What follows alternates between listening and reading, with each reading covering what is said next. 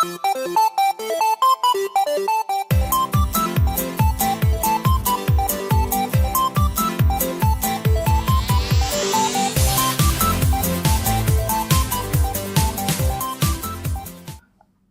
Guy, welcome to the AMIGArama podcast. I'm your host Lorfarius, and in today's episode 20, we will be tackling football glory.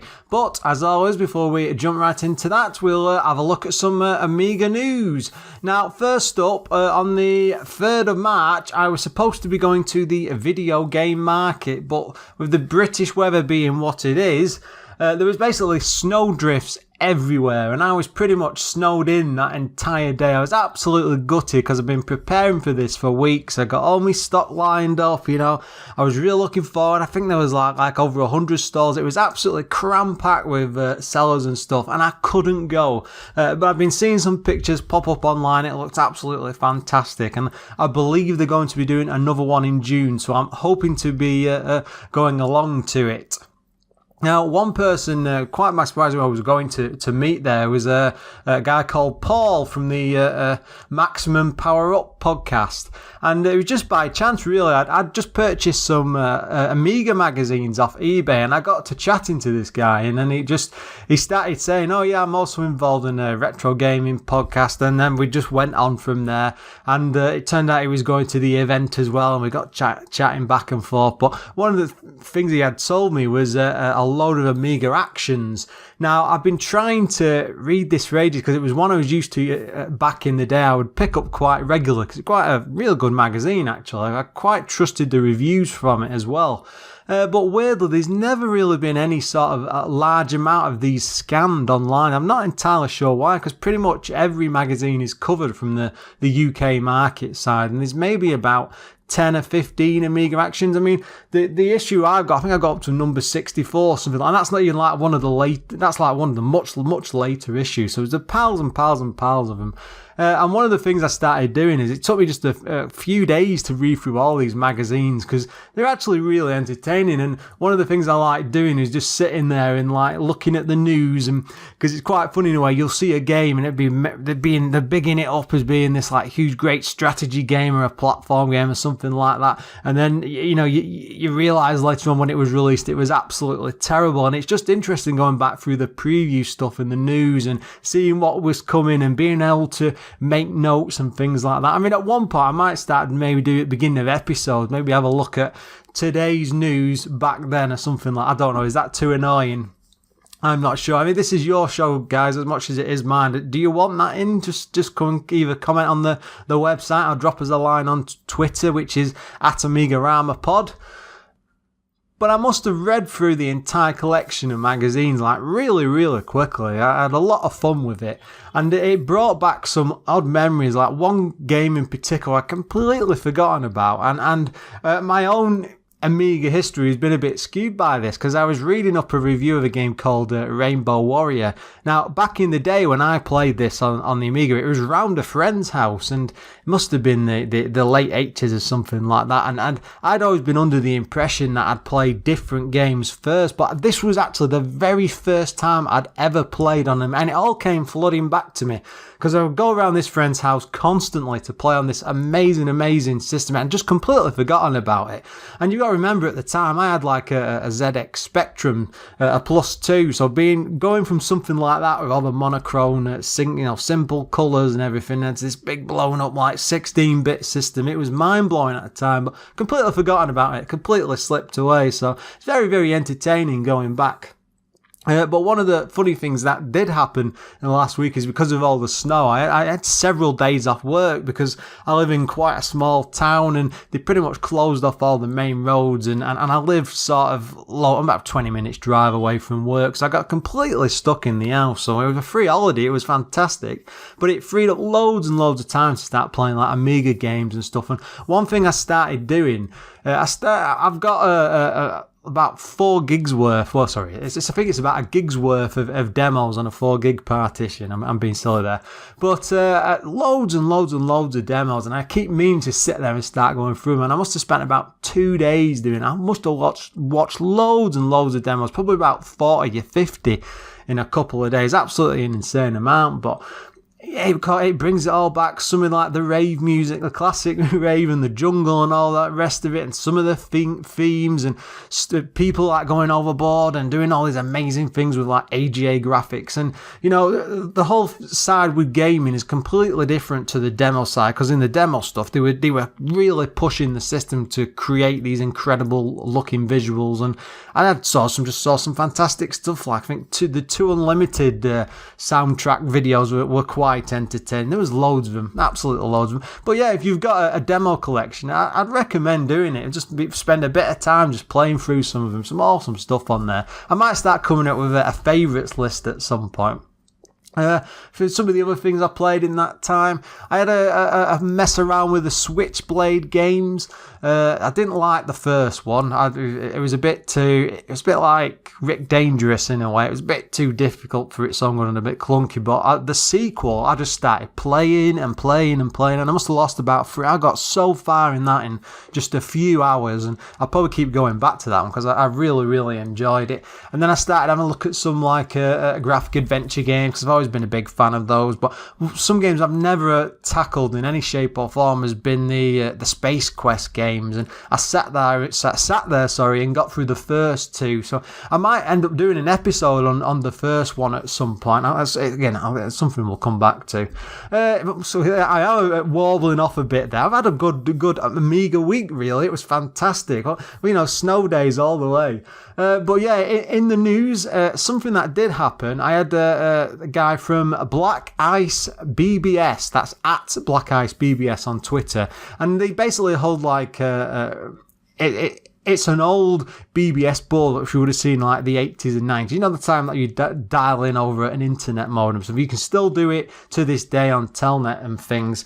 And he basically got in touch with me on Twitter and just said that the full AMIGArama podcast is now available on this BBS. You can download and listen to it and stuff. And he actually like posted pictures of and like showed the episode listings, and it's absolutely fantastic. It just blew me away that that this sort of thing is still going as an interest there. And I'm going to put a link to a YouTube video which shows you how to connect to it. I mean, it's not the sort of thing I'm used to doing, so I'll let them explain it in the instructions and stuff, but it's really, really entertaining. But it is German, I believe, but there is an English mode which you choose when you log in, so you can go either way.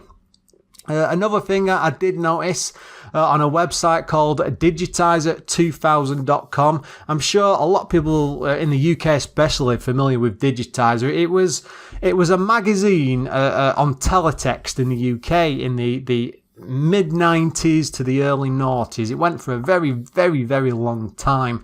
And it basically mainly covered like console games, and it didn't really touch on the Amiga and stuff, because their excuses, they just didn't have the kit back in the day, so they never really covered it. But one of the funny things is because they had an absolutely huge viewership. This went all over the UK, and I think that the highest point in view figures like 1.5 million. But they were always winding up Amiga fans because it was just like an easy target. It is terrible. But he just did an article recently called Proof That Amiga Owners Were the Worst People Who Ever Lived.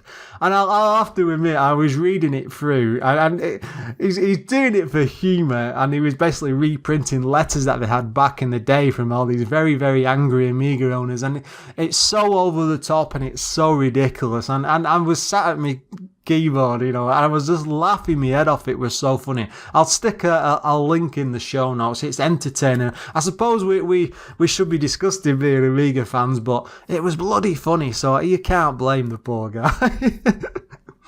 Now, if you've any letters or notes or things you'd like me to cover on the show, just get in touch. It's Lorfarius at AMIGArama.com, or drop me a line on Twitter at AMIGARamaPod. I'll always get back in touch with you. Again, I'm always looking. I want to do a letter section. Nobody's written to me yet. It's very, very depressing, but hopefully I'll get my first letter soon. It's time to move over to this week's game. Now, for this week, I've gone ahead and picked a sports title, and I've gone for Football Glory.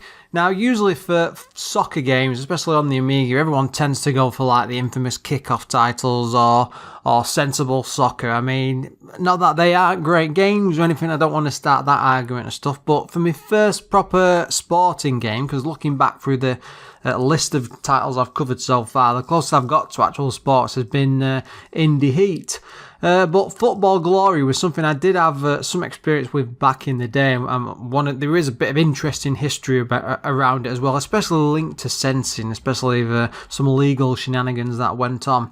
But anyway, it was published by Black Legend.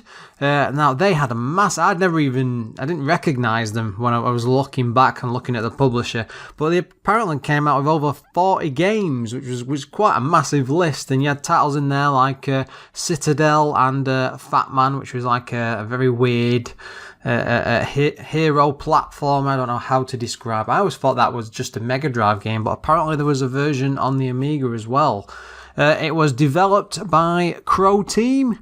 Now, they also created Five-A-Side Soccer and something called Football Total. I didn't even know what that actually was, but looking close at it, it seems to be using Football Glory's engine. So they seem to mainly focus on just soccer games. So it came out in 1994 and at the time was priced £25.99. Now, the code is behind this. Again, I'm going to have to apologise. I think all these are German names because there is actually a German language edition. But the coders are Alan, Ladovac, Demir Perovic. Both of those only seem to work on Football Glory. I'm not entirely sure what happened there. Maybe it was just like there's a fair few people who worked on this. Maybe it was they were big football fans that didn't work on much else. Now, the graphics were done by Admir Elezovic, Tomaslay Tomaslay Pongrak. Again, all these people only involved in Football Glory and very, very odd. The music was done by Marko Sekulic. Again, he did Five-A-Side Soccer later on, and also a game called Embryo, which stood out quite a bit because looking at that one quite close, and it's basically like a landscape shooter, a bit like Frontier, but say limited to a single planet, all in fancy 3D and everything. So it's quite a different change to soccer. The game was for 2 players, and later on in 1998, they actually released this as freeware, which is not a very long time at all if you think about it at the time. I mean, the Amiga would have only been dead for about 2 years, if that, so...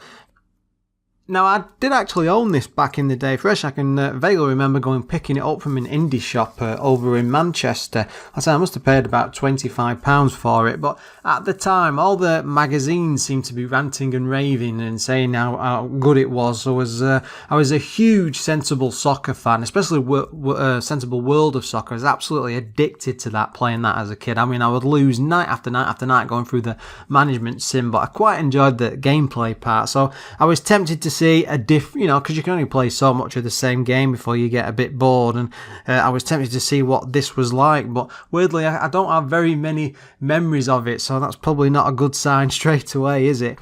Now, they did do a sequel to this later on, which was Five-A-Side Soccer.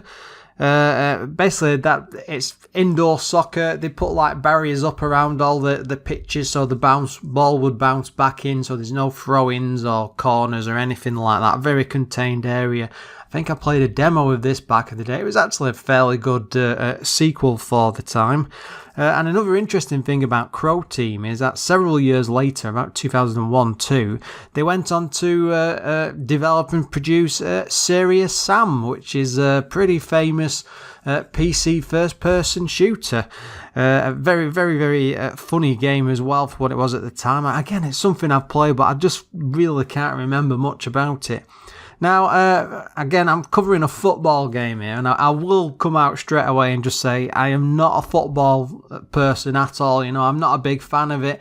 Don't go to the games, not really interested or anything like that. But when it comes to the games, I do like to dabble from time to time. Most of the arcadey type ones, I like to say, especially with the likes of Sensible Soccer, because it's a game, you know, you're having a lot of fun. You don't need to know the rules of football or get into it in a big way or be interested in teams or anything like that just to enjoy something like this. So it's never going to stop me from experiencing a sporting game just because I'm not interested. It's a bit like the same when I come to things like a golf game or basketball or American football or something like that. I'm never going to, well, I probably will stay away from some of the titles like that. I think the golf games are going to be a bit boring, but we'll see as we go on with the show.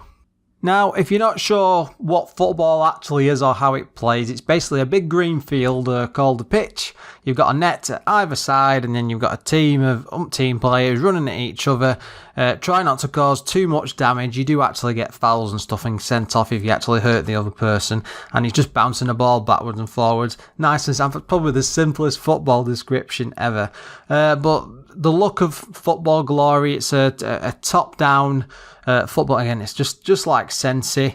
One of the biggest pluses about this as a game, though, and I think this might be because it wasn't developed in the UK, but it has all of the player names from the actual clubs. If you look at something like Sensible Soccer, they were too worried, I think, about paying a license fee because the likes of EA and stuff had to pay it at the time, and it's surprising that the chaps behind Football Glory got away with this. Especially what happened with some of the legal stuff later on. Nothing was ever picked up on the team names, and as you go through, it doesn't matter what team it is, every single player is there from those seasons. I've got some familiarity with it. Again, mostly because I was playing Sensible World of Soccer at the time, and I came quite familiar with a lot of the Premiership League teams, which they're all in this game, by the way. Now, again, looks-wise, it's the same sort of look, but the thing is, it's a bit more zoomed in than Sensi. The players look a bit bigger on the screen. It's very, very similar to Sensi. You just struggle not to see it as a clone. Graphically, it's the same. The nice stick figures, they run around, they're very animated. One of the great things graphically about this is that when you're running around the pitch on the likes of Sensi, it's very set in stone. This sort of stuff doesn't happen, but when you tackle people in this, or you're going up and do slides and go after the ball and stuff, it leaves like brown streaks across. Doesn't that sound terrible? Brown marks across the brown slide marks. Behave yourselves.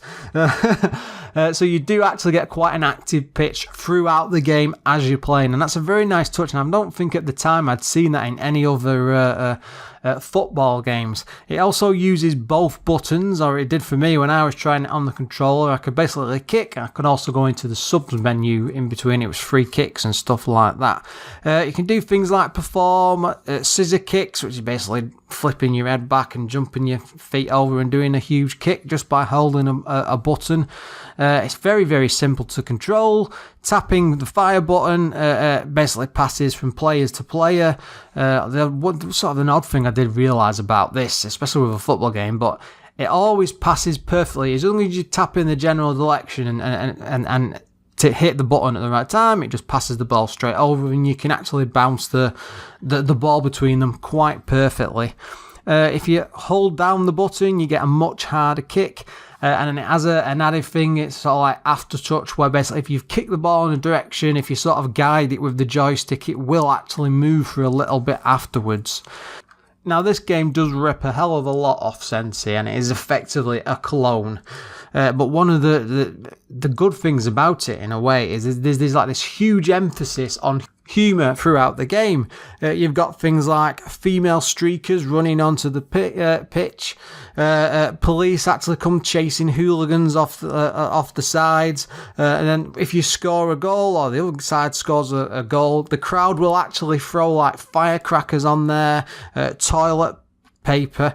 You know, it just creates this very weird and different atmosphere to what you get from these football games, because it's usually quite serious. There's no real celebrations. And another side to this is they get things like dancing players after they scored a goal, and there's a great side where there's actually speech in the game. And one thing I actually saw is that after I'd done a foul, the player starts arguing with the referee, and you get these little speech bubbles appear above the head, and it's only something simple. And like one example I saw was a player screaming out like, "I didn't touch him," and the referee just comes back with, "I saw you, baby," and then slung a red card at him and sends it off. And that sort of thing happens all the time, and there's loads and loads of things like that. There's not there's a good number of them at least, so it doesn't become too tiresome very quickly, and there's enough in the match to keep you drawn in and to keep you entertained. So it's a big plus for it. Now, there are lots and lots of play modes. You've got like a Champions League, Cup Winners' Cup, UEFA Cup, English League, choice of friendlies. Of course, it's 2-player, so you can play it with other people. And that's pretty much it, really, for the good things I can really say about this. I mean, there is quite a list I've got. I'm just flipping through my sheet of notes now. And one of the worst things about it is the controls just don't feel precise enough. I mean, it responds well enough as you're moving around and stuff, but the passing is just way too quick. The ball it's too perfect on the aspect of it. And what tends to happen is it's much easier. You don't have to play it this way, but you might as well because of the speed of the players. But if you start passing and then you start lobbing the ball up and really giving it a kick so that it goes flying up the top end of the pitch, it becomes much easier to do that, and then your players go running after the ball and then you catch up to it, and then the computer side can do exactly the same. So the passing, it just seems all a bit pointless. It's not really there to any benefit. The aftertouch, this is another thing I had issue with. It's quite funny to master, but the great thing about it is, at least once you learn it, pretty much all you need to get to do with it is just fire goals, blast the ball at a goal. It doesn't really add much to it. There's not much use to it when you're flying up and down the pitch. If you use something like that in sensible soccer, you can do that to get some passes and then start doing curved balls, and it feels a lot more natural. With this, it's just very flap the button, hit the button, flick the ball up, and then maybe do a bit of a spin. And the bonus to it is that it makes for setting up great goals around the net, because you can use a few teammate players and you can tap it back and forth a little bit very, very quickly and then blast the ball and then just curve it around the keeper. So it's sort of all right for that. And I suppose the other benefit for that is you do actually get some replays. But one of the biggest issues I had with this is there's no real team balance. I mean, I played quite a lot of this in preparation, and in particular, this is 94-95, and Man United at the time were pretty much like champions. Even I'm aware of this from back in the day. They were the champions of anything. They were like a AAA team and all the rest of it. They were constantly winning cups, doing absolutely brilliantly. And I went with them there because I'm aware of them. So I picked them. I thought, well, they'll be a good team to see how this controls and what it's like. And no matter who I played, and one thing in particular, I ended up playing Southampton, which at the time I think they were quite poor. But Man United, they were just extremely slow, and I thought they were quite unwieldy as well. I just didn't have any fun with it, but it didn't feel like you were playing say a Premiership team, that you were in the centre of it all and it was all happening with you. You compare that to sensible soccer, and there is a big difference between the teams, and I think that's sort of the players are all at different levels and different skill set, as it does shows that. But here there's nothing like this, and it just does create a bit of an odd problem. I mean, even just playing with Southampton, they managed to beat me. Beat Manchester United pretty much at 8-1. And very well, this is 3 minutes both ways, and there's just a lot of lobbing the ball backwards and forwards. But you would think with Premiership style teams, there should be Premiership style players. They should be a lot better with the AI, and it just doesn't happen here. Now, the game itself, it's much faster than sensible soccer. You do have that. It's a bit more zoomed in, but just because it's faster, it doesn't necessarily mean it's going to play better. I mean, the thing is with Sensi, you're bouncing the ball around really, really quickly. It's not as quick as this, but there is a fair bit of skill involved there. One of the other problems with this is the dribbling just isn't very good. I mean, it feels like it's a lot stickier. The ball will actually remain at the player's feet, and it's not as difficult saying Sensi where with Sensi you've got to balance the player whilst you're running with the joystick to keep the ball and control at his feet. But here it doesn't feel that. You can just sort of run in a direction and it just sort of rolls around, and there's not much chance to lose it. But then the other players are constantly flying in, doing sliding tackles. There is a fair bit of fouls in this, so it just becomes a bit pointless. Add in the fact that you're just kicking the ball for miles, and the dribbling is pointless as well, and it doesn't really work. One other thing I did notice whilst I was playing, there's some very, very odd like AI bugs. I mean, I had it quite a lot of times actually where players would be circling in front of their own net when the goalkeeper has got the ball, and it's just before he's about to kick it, and you think, well, that looks odd. And this would keep happening, by the way. I saw it several times. I wasn't doing anything like extraordinary. And then the goalie would kick the ball out, and it would hit them, and they would kick it back down and knock it into their own net with no prompting whatsoever. And that happened a fair few times, and it's quite good because you think, oh well, I've got another goal. But when it's happening like over about 8 matches, it happened twice. It's just a bit ridiculous. And another issue I did notice as well, quite often during the matches, is there's a replay mode. So if you score a goal or anything, or they score a goal, it plays it back it's sort of supposed to be in like slow motion videos, I suppose you would have got back in the day. But with this, weirdly, it looks like it's doing frame skips. It's not actually smooth but slowed down. It's just like it's juddering along. And the thing is, I thought, well, maybe it's just the version of the game I'm trying. And I tried it on my actual A1200. It was exactly the same there. And then I went and tried it on an emulator with the A500 and 600 setup, and the 1200 again with more RAM. It happened, again, more RAM, giving it a huge, but I think I had a 256 meg set to it at one point, thinking, well, that'll give it enough oomph to smooth it down. Don't make any difference whatsoever. It's still slow and breaking. It's very, very bizarre.